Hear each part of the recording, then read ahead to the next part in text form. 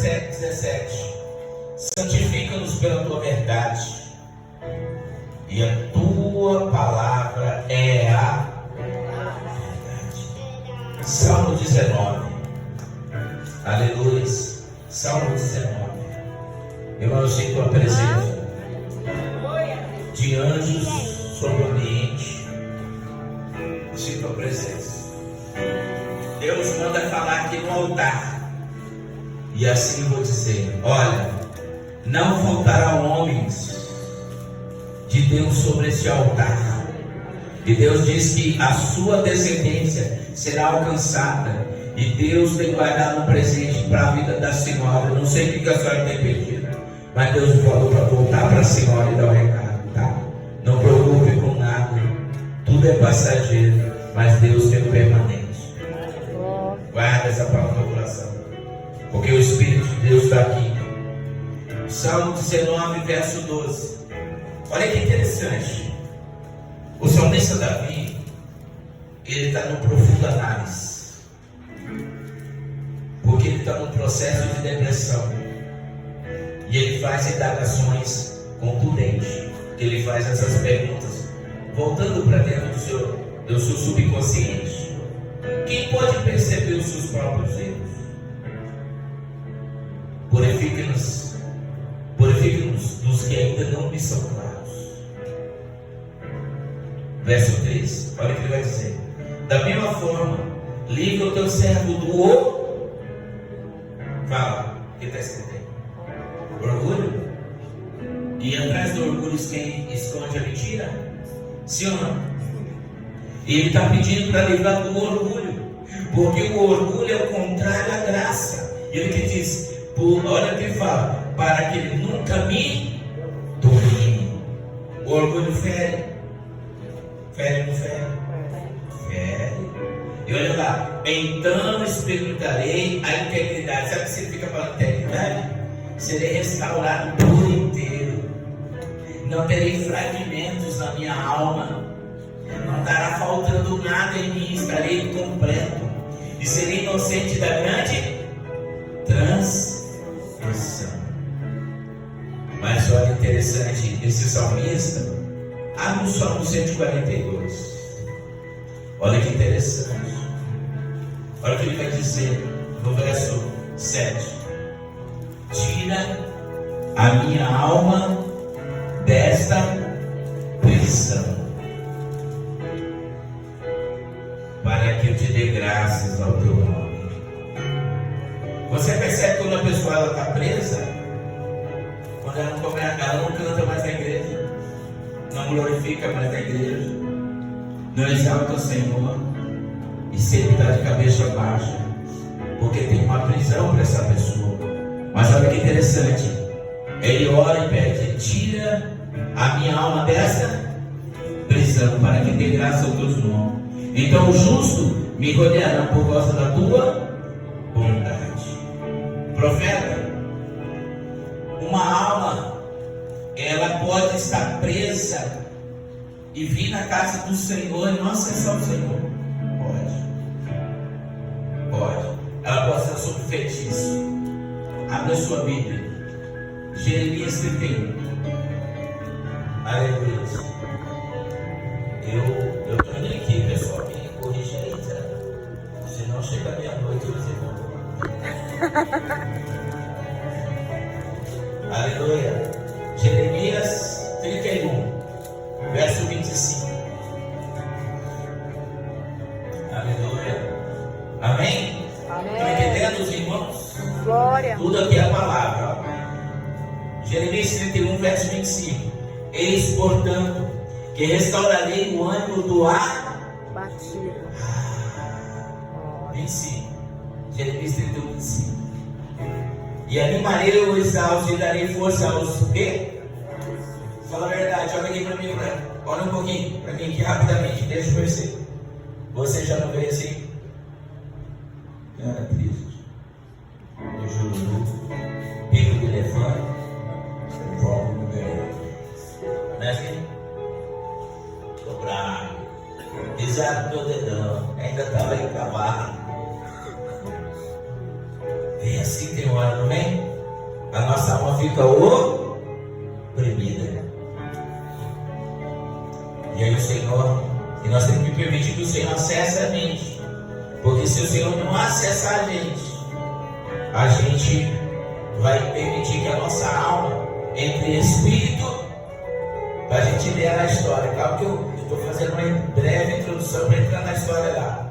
Para você entender o que aconteceu com essa mulher. Aí você vai entender o que levou ela a viver.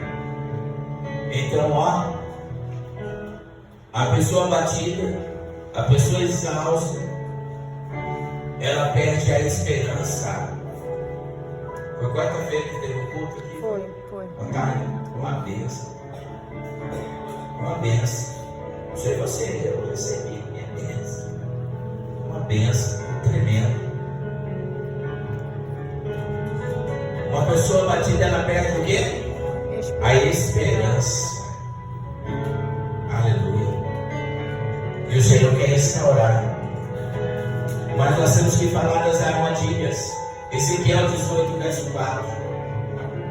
Olha lá das armadilhas. Ezequiel 18, verso 4. Existem armadilhas que pode levar o homem à morte. Onde está lá, ó? Onde é dito que a alma que pecar, essa morrerá. Verso 4. Todas as vidas são minhas. São de quem? Do Senhor. Tanto a do pai como a do filho. E aquele que pecar deve pagar com a própria vida. Não é isso? Se um homem for justo, proceder com retidão e verdade, não comerá alimento sacrificado, nem enfrentará santuários pagãos erguidos nos altos montes, tampouco levantará os seus olhos à devoção às imagens de ídolos, espalhada pela nação de Israel. Este homem íntegro também não seduz mulheres casadas, contaminando-as, tampouco tem relações sexuais com uma mulher no dia da sua menstruação. Então, assim, visões que levam o homem à morte. Aqui está dizendo que se o homem se encurva para a idolatria, ele vai ser entregue aos espíritos pagões da rainha do céu. E ele fala de relações sexuais, relações ilícitas. E também ele começa dizendo que se fugir a verdade e a retidão, o homem cairá nessas armadilhas.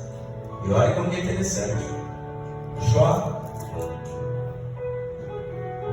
33, verso 22.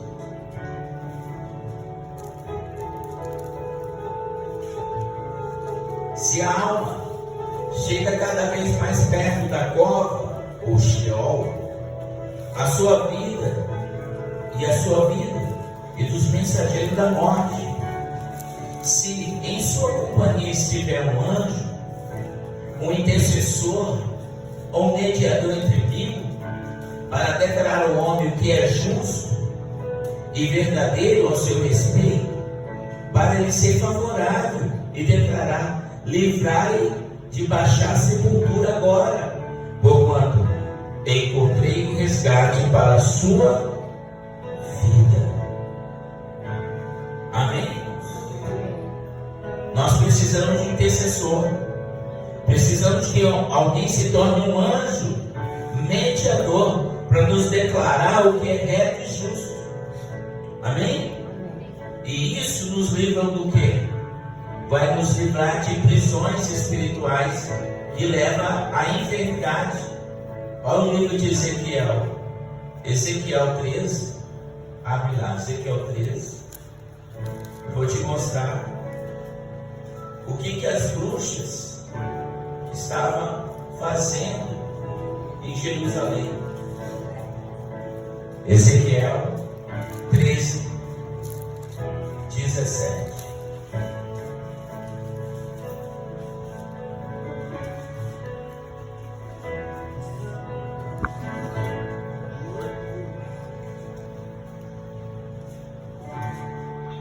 diz lá. Leia comigo. Agora, pois, ó filho do homem, volta a tua face contra os filhos do teu povo, que vaticinaram a partir do que sentiram suas entranhas, e profetizaram tu contra elas. Deixa eu pegar outra versão aqui da Bíblia. Um momentinho. Verso 17. E tu, filho do homem, dirige o teu rosto contra as filhas do teu povo, que profetiza do seu próprio e profetiza contra elas. E diz: assim diz o Senhor Deus: ai dos que fazem pulseira mágica, para que todos os braços faz véu para a cabeça de pessoas de todas estatura, para caçar as almas. Em outra versão fala assim: aprisionar as almas. Porventura caçarei as almas do meu povo, conserveis em vida para o vosso proveito? Vós me profanaste entre o meu povo com um punhado de cevada, um pedaço de pão, matando aquele que não havia de morrer, guardando vida aquele que não havia de viver. Mentindo o meu povo que escutava a mentira. Porquanto assim diz o Senhor Deus: eis que sou contra as vossas pulseiras mágicas, com que vos ali caçai as almas como aves, e as arrancarei dos vossos braços, e soltarei as almas, sim, as almas que vos caçais como ave. Também rasgarei os vossos véus, livrarei meu povo das vossas mãos, e eles não estarão mais em vossas mãos para serem caçados. Sabereis que eu sou o Senhor. Visto que entristeceste o coração do justo com falsidade, não havendo entristecido, fortaleceste a mão do ímpio, para que não se desviasse do seu mau caminho e vivesse. Portanto, não terei mais visões vãs, nem mais fareis adivinhações, mas livrarei meu povo das vossas mãos, e sabereis que eu sou o Senhor. Amém? E por que existem muitas almas presas? Vamos lá, Lucas 13. Por que existem muitas almas presas? Por debaixo de feitiços, por baixo de enganos, de encantamento. Olha que interessante. A mulher, ela estava curvada há 18 anos, torta como uma árvore velha, não podia se abrumar. Quantas pessoas hoje estão vivendo um tempo encurvado pelo vício do alcoolismo, das drogas? Quantos que estão vivendo uma vida de devassidão, de adultério, de imoralidade, de roubo? Quantos estão presos em jogos? Você sabia que nós tratamos com muitas pessoas presas em jogos? Em jogos mesmo, jogos de azares. Pessoas devendo as jogos. Estão presas pela idolatria, presas pelo ódio, pelo fanatismo. Quantas pessoas estão presas, desequilibradas, presas? Tem pessoas que nós estamos tratando em Cuiabá que estão presas, encurvadas pela dívida. Dívida está fazendo as pessoas viver ansiosas de um lado para o outro, encurvadas. Elas estão presas. Dívida faz a pessoa tirar a vida. Dívida destrói casamento. Dívida destrói sociedade. Quantas e quantas pessoas estão encurvadas? Quantas pessoas que Jesus quer libertar? E essa mulher, ela tinha um espírito de enfermidade. Mas o que causou esse espírito? Como ele entrou nela? Ela vivia uma vida oprimida. Essa mulher só vivia trabalhando. Essa mulher, ela não tinha tempo para a família. Ela era oprimida pelo seu trabalho. Ela era oprimida pelo seu pai. Ela era oprimida pelas pessoas que a cercavam. Não tinha essa história. Nós não sabemos. Mas tinha um espírito de enfermidade que tirou o equilíbrio da vida Essa mulher olhava para o chão, gente. Essa mulher não tinha mais vida. Ela não olhava para o céu. E o Salmo 121 diz que meu socorro vem, que fez os céus e a terra. Mas há algo interessante na vida dessa mulher. Quando você nota e lê o texto, você observa que essa mulher foi vista por Jesus. Jesus viu ela. Jesus alcançou ela. Eu vou te explicar como era a sinagoga. A sinagoga não é como hoje aqui vocês estão vendo. Se sentavam-se no meio e sentavam na cadeira de Moisés. O quem ensinava, quem dava o ensino, era quem sentava no meio. E as pessoas ficavam de pé. Amém, irmãos? Hoje vocês estão sentados. Antigamente era sentado. E os outros ficavam de pé. Hoje estão indo sentados. E as pessoas enfermas, paralíticas, elas eram escolhidas a dedos. E ficavam escondidos. E algumas nem as adentravam no templo. Ficavam do lado de fora, ouvindo o sermão. E Jesus está ensinando naquela sinagoga. Ele olha essa mulher e chama essa mulher. Mas eu pergunto, não tem o nome da mulher? Porque isso simboliza que pode ser eu e você. Pode ser todos nós. Em situações diferentes da vida. E o interessante é que ela é vista por Jesus. E Jesus, com dom de revelação, ele vê a genética daquela mulher e vê que tem um espírito que já estava tomando forma da matéria nela. Mas tem um detalhe aqui que eu acho que você não observou. 18 anos, essa mulher também não desistiu de Deus.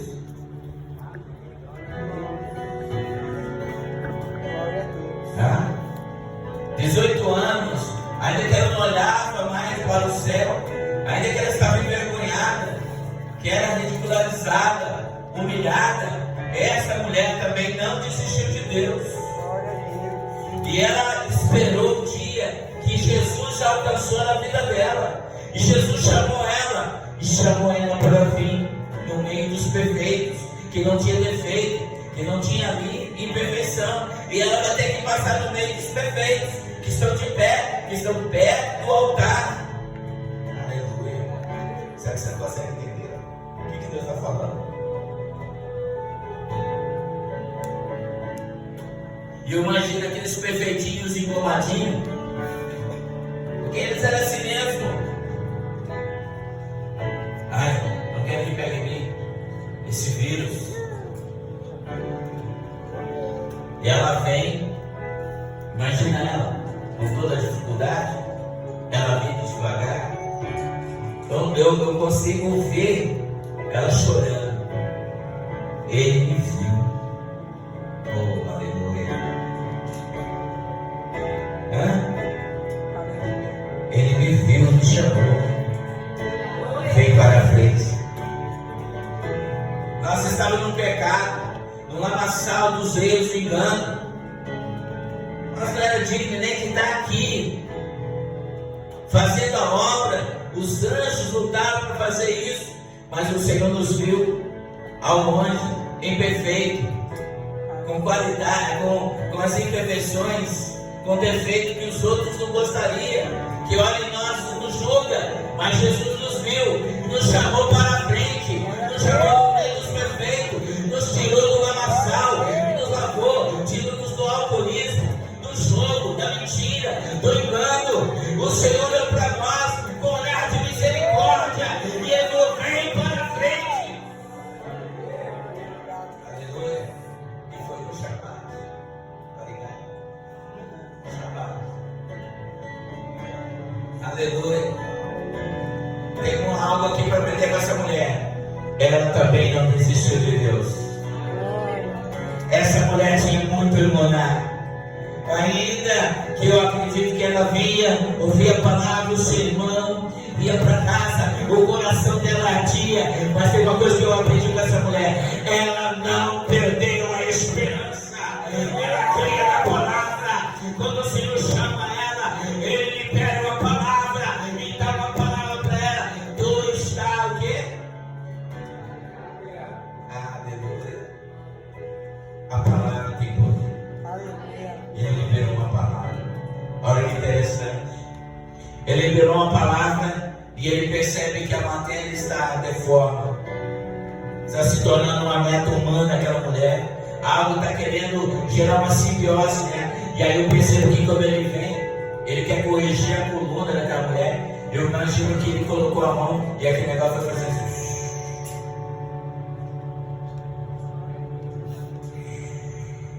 Vem, filha, vamos colocar. Você no destino profético. Você não glorificar mais no Senhor, né? Sua tristeza, opressão, dor, pressão dentro de casa, com pai, mãe, filhos. Mas você não desistiu, com violência, chorando. Senhor, converta-se, meu marido. Converta-se, seu calmo. Vamos chamar ele. Pagando o preço. Olha que bênção. O Senhor tem que pôr a mão em nós. Vamos ficar de pé. O Senhor tem que colocar a mão em nós para nos curar. O Senhor tem que tocar em nós. O Senhor tem que tocar em nós para nos curar. E está escrito lá em Marcos 16. Que ele diz lá? E porão mão sobre os enfermos serão curados. Pegue alguém, vai.